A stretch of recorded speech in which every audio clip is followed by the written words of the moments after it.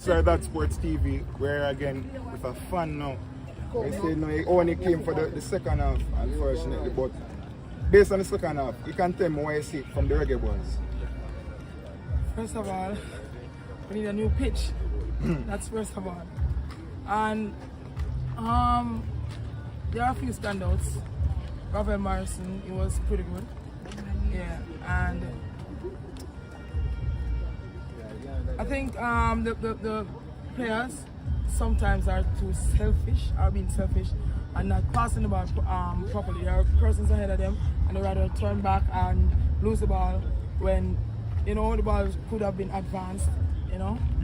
So I think that is what they need to learn to play 1-2. Yeah. Alright, and the final question to you now.